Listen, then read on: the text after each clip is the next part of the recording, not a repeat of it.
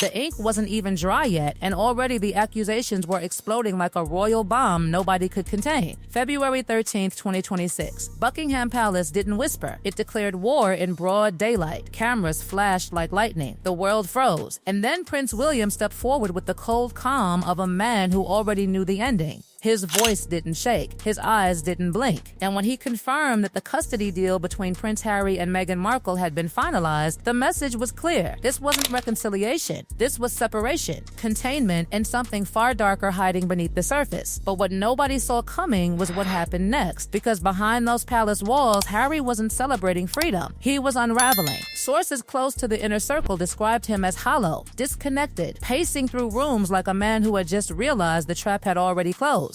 This wasn't the rebellious prince who once walked away from everything with confidence and love burning in his chest. This was someone who had signed something irreversible, something final, something that quietly handed control of his children's future to the very institution he once escaped. And insiders whispered something even more devastating. Harry hadn't won custody. The crown had full legal guardianship.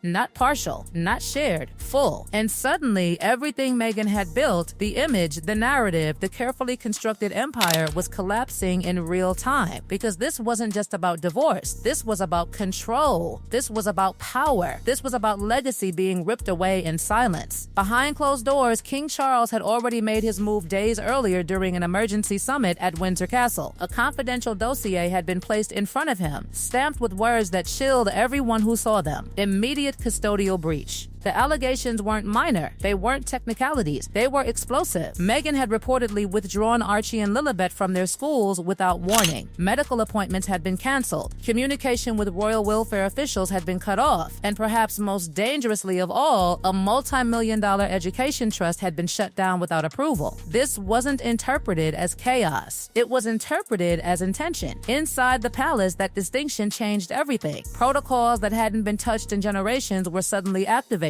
Emergency guardianship mechanisms, succession stabilization clauses, containment orders. This wasn't reaction anymore. This was retaliation. And Meghan wasn't there to fight it. Her absence became louder than any defense she could have given. Because silence inside the royal family doesn't mean innocence. It means decisions have already been made. The custody agreement finalized on February 11 didn't just divide assets. It redrew reality itself. Royal properties were closed off. Media restrictions were imposed. Financial controls were restructured. Confidentiality clauses sealed mouths before words could even form. But buried deep inside those pages, there was one clause that terrified everyone who understood it. Meghan refused to sign a provision that would permanently block the commercial use of their children's names and images. And that refusal sent shockwaves through the monarchy. Because suddenly, this wasn't just about custody anymore. It was about ownership. Ownership of identity. Ownership of legacy. Ownership of narrative. And that's when Harry realized something even more horrifying.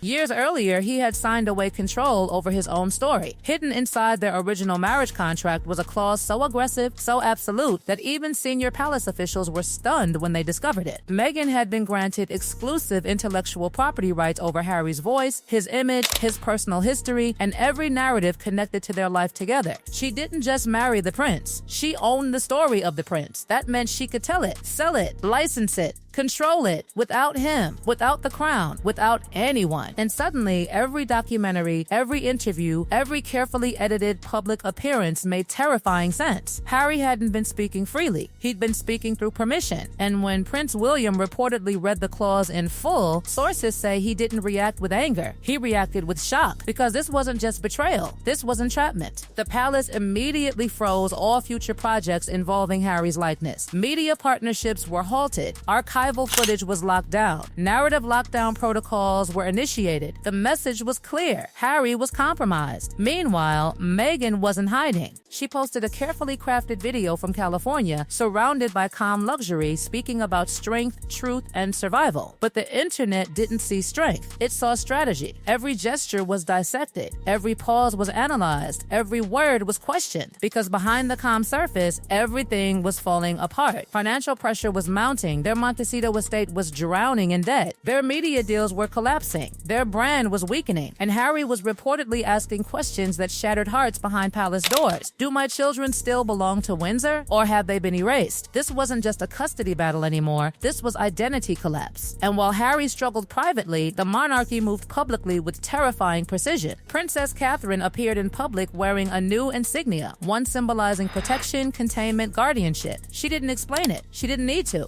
because the message wasn't spoken. It was declared.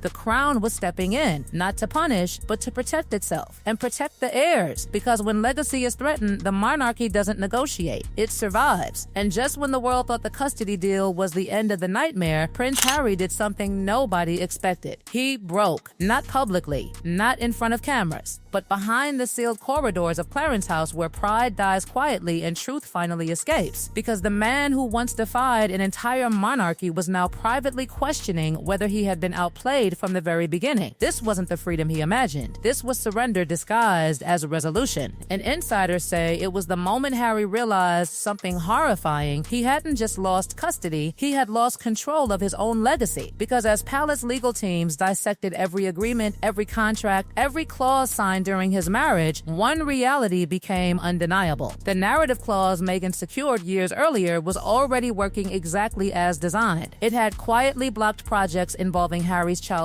footage, prevented independent documentaries, and even halted charitable campaigns tied to his own voice and identity. She didn't just influence his story, she governed it. And when that truth hit Harry, something inside him collapsed. Witnesses described him as emotionally shattered, walking through familiar palace rooms like a stranger visiting memories that no longer belonged to him. This wasn't just legal defeat, this was personal erasure. Because while Meghan still held contractual control over his past, the crown had just secured legal control over his future. Two forces, two authorities, and Harry was caught between them. One controlling who he was, the other controlling who his children would become. And suddenly, the man who walked away from royalty realized he had nowhere left to stand. Meanwhile, behind palace walls, the monarchy wasn't slowing down. It was accelerating because custody wasn't enough. Containment wasn't enough. They needed permanence. They needed assurance that the Sussex narrative could never destabilize the institution again. So they initiated something insiders described as a firewall. Not a physical barrier, a narrative barrier, a legal barrier, a legacy barrier. Protocols were activated to secure Archie and Lilibet's biometric data, voice signatures, and identity records inside encrypted royal archives. This wasn't symbolism, this was ownership protection at the highest level. Any attempt to commercially exploit their likeness without authorization would trigger immediate legal retaliation across jurisdictions. This was the crown reclaiming control, not over people, over narrative. Because the monarchy understood something Meghan had mastered years earlier. In the modern world, whoever controls the story controls reality.